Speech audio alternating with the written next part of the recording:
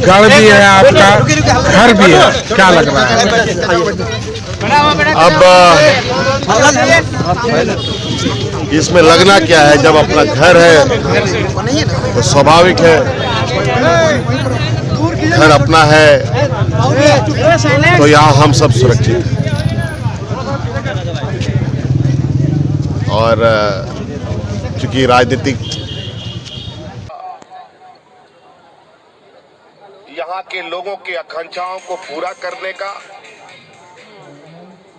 संकल्प लेने का दिन है और आज का ये जनादेश मुझे लगता है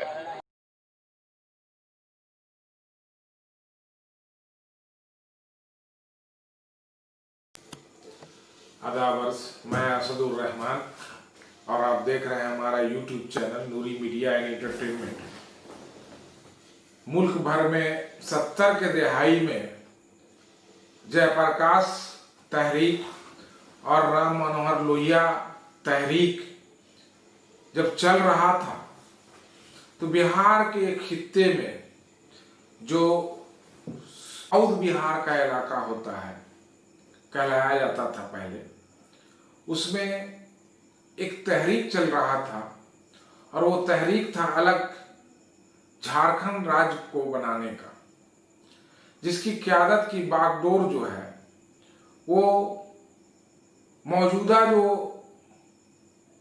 झारखंड मुक्ति मोर्चा के बानी हैं श्री शिबू सोरेन जी के हाथों में थी। और ये बेसिकली जो है एक तहरीक था पूंजीपति और महाजनों के खिलाफ। ये धीरे धीरे ये तहरीक जोर पकड़ता गया और शिबू सोरेन इस इलाके के जो साउथ बिहार का इलाका था, जो कट कर अभी झारखंड बना हुआ मौजूदा झारखंड है, एक कद्दावर नेता के तौर पर उभरे। जयप्रकाश आंदोलन के तहरीक से बहुत सारे लीडर पैदा हुए, जिसमें एक नाम लालू प्रसाद यादव का भी आता है।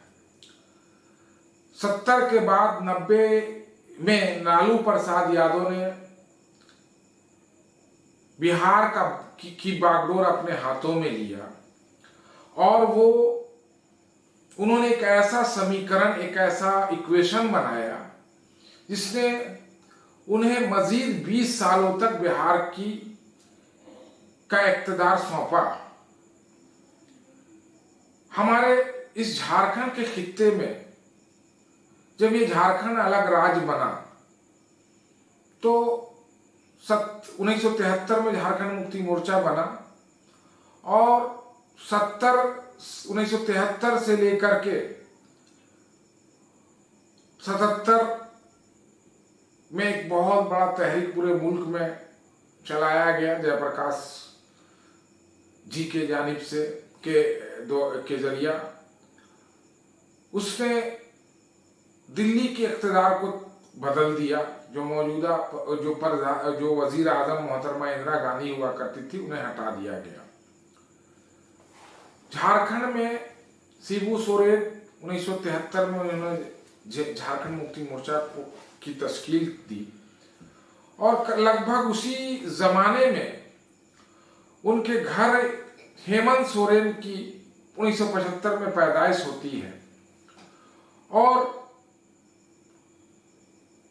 यूं समझा जाए कि ये हेमंत सोरेन झारखंड मुक्ति मोर्चा के बानी शिबू सोरेन के जो साहबजादे हैं, उनको विरासत में ही, यानी अपने पैदाइश के शुरुआती दिनों से ही वो इस खित्ते की जो सियासी हम पेच है, जो दांव पेच है, उसको वो देखते रहे, समझते रहे। और जब वो जवां साल नौजवान बने तो उन्होंने झारखंड मुक्ति मोर्चा की क़यादत को संभालने की का उनको मौका मिला और 2013 में वो झारखंड मुक्ति मोर्चा के झारखंड के वजीर आला बने। जुलाई 2013 से 2014 तक पहली बार उनको वजीर आला का ओहदा सौंपा गया। उसके बाद फिर 2014 के इंतखाब में हालांकि उन्होंने बहुत कोशिश किया कि यहाँ जो सेकुलर फोर्सेस हैं, जो रवायती वोटर्स हैं झारखंड में, झारखंड बनाने का एक वाहिद मकसद था झारखंड के जो बानी लोग झारखंड मुक्ति मोर्चा के, कि यहाँ के जो आदिवासी हैं, जो इस राज्य की सबसे बड़ी आबादी भी है, उनको उनका हक मिले। और यही तहरीक के शुरुआती दिनों से ये मकसद भी था, इसमें उनको कामयाबी भी मिली और 2000 में झारखंड अलग राज्य बना। तो 2014 में हेमंत सोरेन को एक मौका मिला वजीर आला का यहाँ के कमान को, झारखंड के कमान को संभालने का। लेकिन 2014 में इलेक्शन में इंतखाब जो हुआ उसमें 19 सीट वो लाए। एक इत्तेहाद था, जो समीकरण एक बनाया था जो सेकुलर फोर्सेस का, तो वो नहीं बन पाया और यहाँ आदिवासी वोट वो कई खेमों में बट गए और बकिया जो सेकुलर वोट हैं वो भी बट गए। लेकिन 2019 में फिर से एक बार हेमंत सोरेन ने ये कोशिश की कि जो वोट्स हैं और जो रवायती वोटर्स हैं हमारे झारखंड के, उनको एकजुट किया जाए। और वो इसके में कामयाब भी हुए और कांग्रेस, आरजेडी और जेएमएम ये तीनों मिलकर के एक महागठबंधन, एक अजीम इत्तेहाद इन लोगों ने बनाया। और इस अजीम इत्तेहाद के तहत जो 2014 में जो इनकी जो पार्टी की जो बहुत अच्छा मुजाहरा नहीं रहा, 19 सीट बहस जीत पाए, लेकिन ये इनका क्रेडिट था हेमंत सोरेन का और इनकी ये सलाहियत थी कि एक नौजवान नेता अपने बलबूते पर वो 19 सीट हासिल कर लिया। उनकी पार्टी ने जो है उनके देख रेख में, उनकी निगरानी में 19 सीटों का जीत हासिल की। तो 2014 के बाद उन्होंने एक मिशन सेट किया और 2019 के लिए उन्होंने तैयारी शुरू कर दी। और ये जो झारखंड का इलाका है, यहाँ 28 सीट रिजर्व है शेड्यूल कास्ट पर, शेड्यूल कास्ट के लिए, शेड्यूल ट्राइब के लिए। तो इन 28 सीटों पर उनका फोकस था। संथाल जो उनका गढ़ माना जाता है, जो उनका घर भी है, मेरी मुलाकात हुई थी 2019 के असेंबली इलेक्शन में। 23 दिसंबर को वहां का आखिरी मरहले का चुनाव था, तो मैं मिला उनसे 19 एक इलेक्शन कैंपेन के दौरान दुमका में हमारी मुलाकात हुई। तो मैंने उनसे ये बात पूछा था कि ये जो गढ़ है आपका, लोग कहते हैं कि ये संथाल आपका गढ़ भी है, घर भी है, तो यहाँ कैसा मुजाहरा रहेगा। तो बड़ी कॉन्फिडेंट के साथ उन्होंने कहा कि यहाँ इसके बारे में हमको कोई, यहाँ के बारे में हमको कोई फिक्र नहीं है।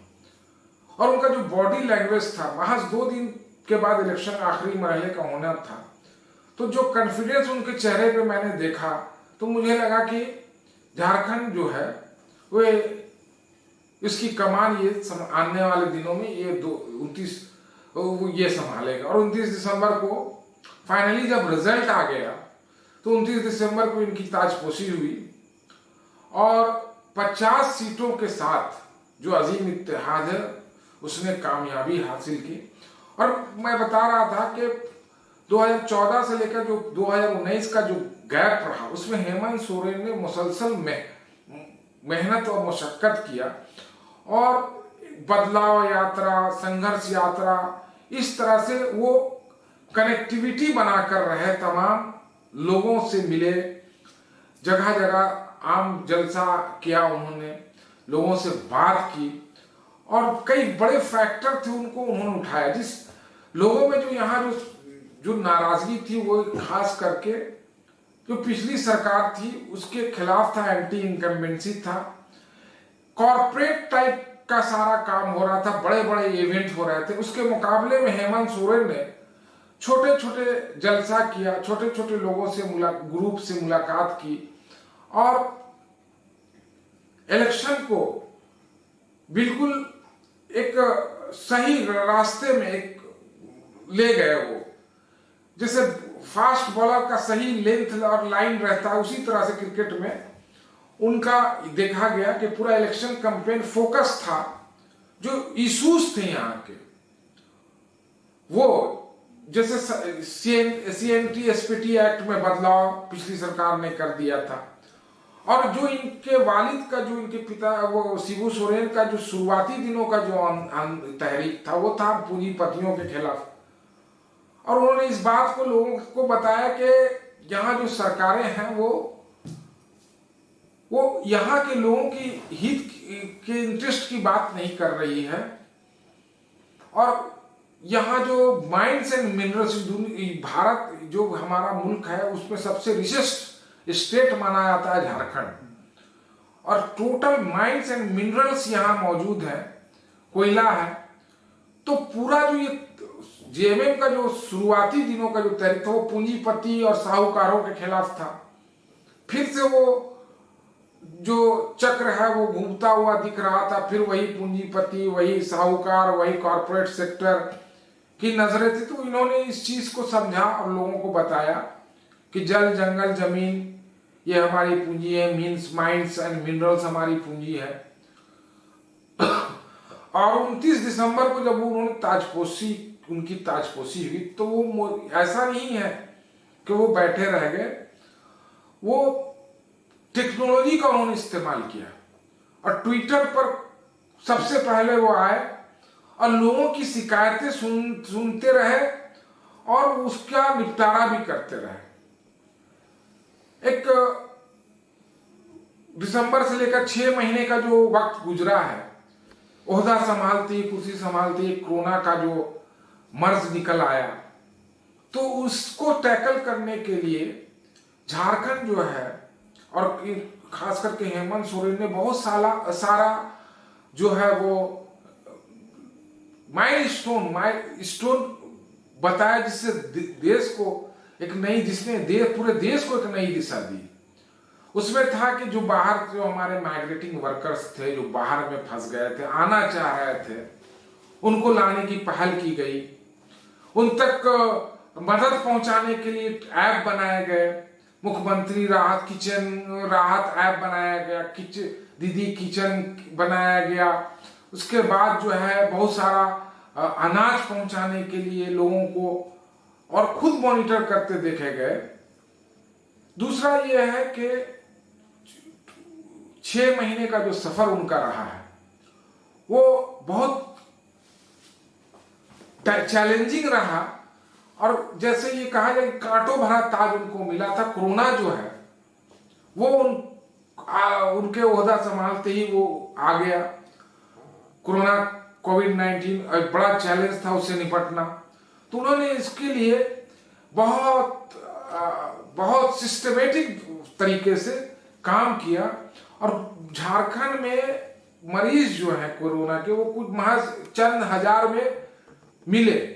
शुरुआती दिनों में तो बहुत कम थे तादाद, लेकिन देश के तनासुब में जो मुल्क के हालात हैं उसमें अभी चंद हजार ही हैं झारखंड में। दूसरा जो कॉमर्शियल कोल माइंस का उन्होंने अपोज किया, मुखालफत की। झारखंड में 44 जो मुल्क भर में 44 कोल माइंस ब्लॉक जो है नीलाम किए जाने हैं, तो उसमें 22 सिर्फ झारखंड से ही है। तो इसकी मुखालफत की, वो सुप्रीम कोर्ट चले गए। और ये लगता है कि ये जो चीजें उनको मिली विरासत में मिली है, और ये उनको ये नहीं बताने की जरूरत है कि ये आपको करना है, ये वो खुद जानते हैं कि कहां पर कैसे काम करना है। और ट्विटर हैंडल खुद वो हैंडल करते हैं, लोगों की शिकायत सुनते हैं और फौरी कार्रवाई करते हैं। ये एक बहुत बड़ा अचीवमेंट है। अनाज की जो मांग अभी माननीय हमारे प्रधानमंत्री ने जो कहा है कि हम मुफ्त अनाज देंगे 5 महीने तक देंगे। तो ये इसकी मांग पहले ही हेमंत सोरेन ने किया था। दूसरा सबसे अहम काम उन्होंने जो किया, जो माइग्रेटिंग लेबर जो हमारे यहाँ लौट कर आए, उनका स्किल मैपिंग कराया, उनको रोजगार मुहैया कराने के लिए डाटा बनाया गया, डाटाबेस तैयार किया जा रहा है। मनरेगा जैसे स्कीम को झारखंड में, यहाँ मजदूरी कम है, उसके लिए हेमंत सोरेन जी ने आवाज उठाया और कहा कि नहीं, मजदूरी जो है वो 194 से बढ़कर होना, 294 होना चाहिए। देखिए बेसिकली मनरेगा जो है वो रूरल एरिया के लिए है, तो अर्बन एरिया के लिए भी मनरेगा की मांग उन्होंने की है। दूसरा ये जंगल जमीन जो है जिससे एक नाता है यहाँ के लोगों का, तो उसको जो है उन्होंने कहा कि नहीं, हम जंगल से लोगों को रोजगार मुहैया कराएंगे और कई फूड प्रोसेसिंग इंडस्ट्रीज वगैरह की बात की। तो 6 महीने का जो दिसंबर से जून तक, जो 29 जून तक इनका जो गुजरा है, वक्फा जो गुजरा है, ये बड़ा चैलेंज होते हुए भी बड़ा कामयाबी के साथ इन्होंने गुजारा है। और लोग ऐसा मानते हैं कि जिस तरह से उन्होंने 2019 के जो चुनाव में जो ट्रेडिशनल वोट बैंक है यहाँ के, उसको एक साथ लेकर के आगे बढ़े हैं। जैसे यहाँ आदिवासियों की आबादी है, 3.25 करोड़ आबादी है पूरे झारखंड की, उसमें आदिवासी यहाँ के 30% है। दूसरी बड़ी आबादी जो है वो मुसलमानों की है, और फिर और भी लोग हैं, सब मिला के।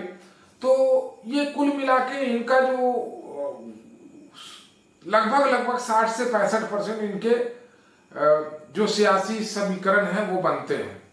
तो अगर ये इसको संभाल कर रखते हैं, और जिस तरह का एंटी इनकम्बेंसी देखा गया पिछली सरकारों, बहुत सारे मॉब लिंचिंग के वारदात हुए, तो इन सब चीजों को देखते हुए उससे एक एंटी इनकम्बेंसी था, लोग तहफ्फुज, लोगों को सिक्योरिटी चाहिए था। तो लोगों ने इस चीज को महसूस किया और ये समझा कि नहीं, ये जो झारखंड मुक्ति मोर्चा है, जो असल में झारखंड मुक्ति मोर्चा का वही मुकाम है जो हिंदुस्तान की आजादी में कांग्रेस को लोग मानते हैं कि कांग्रेस ने आजादी दिलवाई, और उसके बाद फिर यहाँ जो डेवलपमेंट हुआ पूरे देश में 70 सालों में, या जो जितनी जो हुकूमत रही 50 साल 60 साल जो भी कांग्रेस की हुकूमत रही, तो उसमें जो डेवलपमेंट हुआ, जो इंडस्ट्रियलाइजेशन हुआ, तो उसके लिए लोग, तो झारखंड का जो इलाका है और झारखंड बनाने में शिबू सोरेन और इनके जो लोग थे वो जिस तरह से आगे आए और जिस तरह से लड़ करके जद्दोजहद करके झारखंड बनाया, और उनका नारा भी कि हम ही ने बनाया, हम ही संवारेंगे। तो ये झारखंड में कांग्रेस, ये आजादी के बाद जिस तरह से कांग्रेस को लोग देख रहे हैं, समझ रहे हैं, उसकी ये करते हैं, उसकी बात करते हैं, उसी तरह से झारखंड बनाने के लिए का क्रेडिट भी झारखंड मुक्ति मोर्चा को ही जाता है। और यहाँ के नस नस में झारखंड मुक्ति मोर्चा बसा हुआ है। इसलिए अगर लोग, सियासी तज्जियाकार जो हैं, ये इस बात को मानते हैं कि अगर ये जो वोट बैंक जो 2019 में इन्होंने बनाया है और जिस तरह से उसको लेकर चले हैं आगे, अगर ये साथ रहा तो आने वाले 20 सालों में एक अच्छा जेएमएम की क़यादत वाली सरकार यहाँ रह सकती है। बहुत बहुत शुक्रिया।